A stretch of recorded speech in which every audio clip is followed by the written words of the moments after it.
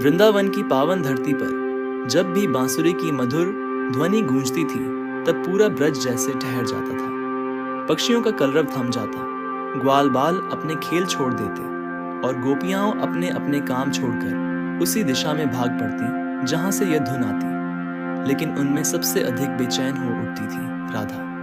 उनके कानों में जैसे ही वह बांसुरी गूंजती, उनके हृदय की हर धड़कन कृष्ण का नाम जपने लगती।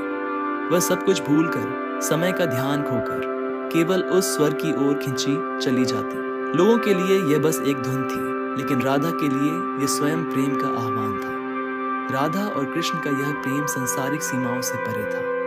वह ऐसा बंधन था जो जन्मों जन्मों से जुड़ा था। जब दोनों यमुना किनारे मिलते तो प्रकृति भी जैसे आनंद से नाच उठती। कदम्ब के पेड़ लहराते, नदी की धारा गीत गुनगुनाती और आकाश में चांद तारे मुस्कुराते। गोपियां अक्सर चिढ़ाती, राधा तुम्हारा मन तो कृष्ण में ही खो गया है। राधा बस लजाकर मुस्कुरा देती।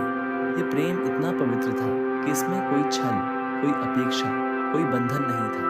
ये केवल आत्मा से आत्मा का मिलन था। लेकिन समय हमेशा एक सा नहीं रहता। धीरे धीरे ब्रज की गलियों से वह समय दूर होने लगा, जब कृष्ण हर दिन राधा और गोपियों के साथ नृत्य और रास रचाते। एक दिन ऐसा भी आया जब कृष्ण को मथुरा और फिर द्वारका जाना पड़ा। वहां राज्य की जिम्मेदारी, यदुवंश का भविष्य और धर्म की स्थापना का भार उनके कंधों पर था। कृष्ण ने द्वारका में विवाह किया, पूरी द्वारका में उत्सव मनाया गया। लेकिन वृंदावन की गलियों में एक सन्नाटा छा गया। लोग अक्सर राधा से पूछते, अब तुम्हारा क्या होगा? कृष्ण तो तुम्हें छोड़कर चले गए। कुछ लोग व्यंग्य करते, कुछ लोग सहानुभूति जताते, लेकिन राधा का उत्तर हमेशा एक ही होता, कृष्ण मुझे कैसे छोड़ सकते हैं? वह तो मेरे प्राणों में बसे हैं। उनका स्वरूप इस तन मन में हर जगह है। चाहे वह कहीं भी हो, मेरे भीतर से वह कभी दूर नहीं जा सकते। धीरे धीरे राधा संसार से विरक्त होने लगी। वह जंगलों में चली गई। उनके लिए सुख दुख का कोई अर्थ नहीं रहा। दिन रात वह केवल कृष्ण का नाम जपती। आंसुओं में भी उन्हें आनंद मिलता था, क्योंकि हर आंसू कृष्ण की स्मृति से भरा होता था।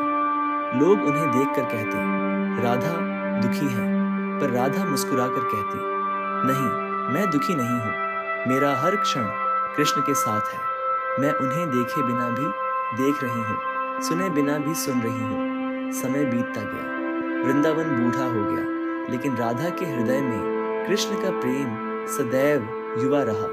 शास्त्रों में कहा गया है कि 100 वर्षों बाद जब कृष्ण पृथ्वी से विदा लेने वाले थे, तब उन्होंने राधा को पुकारा।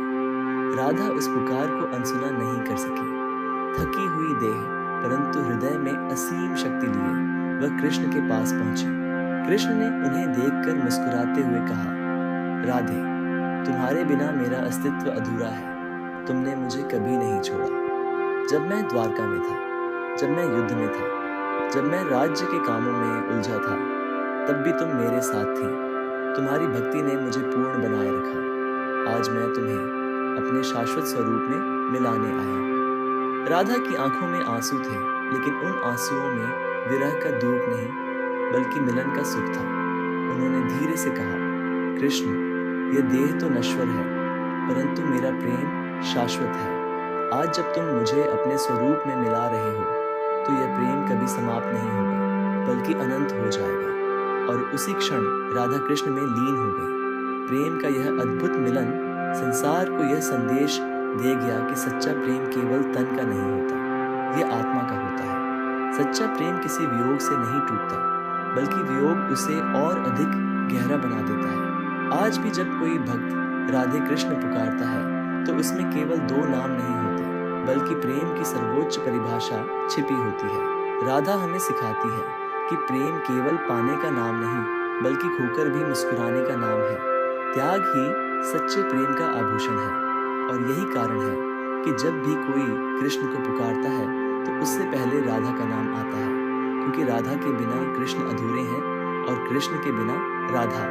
ये कहानी हर उस हृदय की कहानी है जिसने कभी सच्चा प्रेम किया हो। ये कथा हमें सिखाती है कि प्रेम जब भक्ति में बदल जाता है, तो वह अनंत हो जाता है।